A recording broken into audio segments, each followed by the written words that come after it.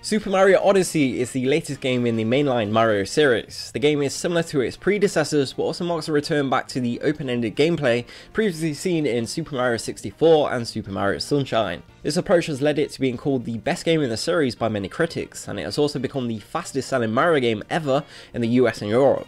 Whilst the classic Mario style and charm has been left very much intact, the title also holds the distinction of being the only Mario game to ever be rated 12+ in its home country of Japan, with all previous games being rated for all ages. This baffles some fans, with some joking that perhaps it was being able to see Mario's nipples that caused the bump in rating. The game's producer has spoken about the matter in an interview, however, and has given a more likely explanation for this difference in rating.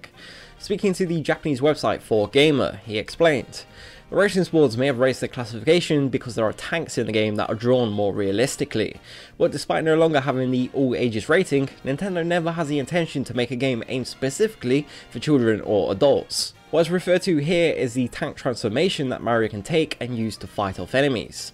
Mario has many different types of things he can transform into. One of these is a green tank that, with the exception of Mario's big red hat placed on top, looks pretty realistic. It is possible that this warlike element is what caused the rating increase, but as the producer explained, Nintendo never has the intention to make a game aimed specifically for children or adults. The ESRB, on the other hand, rated the game with an E10+ rating. This isn't the first Mario game to be rated E10+, but it is pretty rare that a Mario game doesn't get the lower E for everyone classification. The ESRB's rating summary also speaks about the tanks as being one of the reasons for the rating, saying, "During one boss encounter, players can capture a cartoony tank and fire cannonballs at a mechanical boss. Large explosions are depicted as the boss is defeated. It is likely this that earned the game its cartoon violence content descriptor." The UK's Video Standards Council, however, who administer Europe's PEGI ratings in the UK, didn't mention the tanks at all and rated the game 7+. This is still higher than PEGI's 3+ rating though, which would be the equivalent to the ESRB's E rating and Japan's A rating. In the content specific issues section, they state, "Besides the well-known Mario platformer action, the game contains violence and content that raises the game to the PEGI 7 level. One of the boss battles takes place in a nightmarish setting in which you need to climb a destroyed tower to confront a realistic looking dragon. This dragon has glowing eyes, sharp teeth, and looks rather realistic.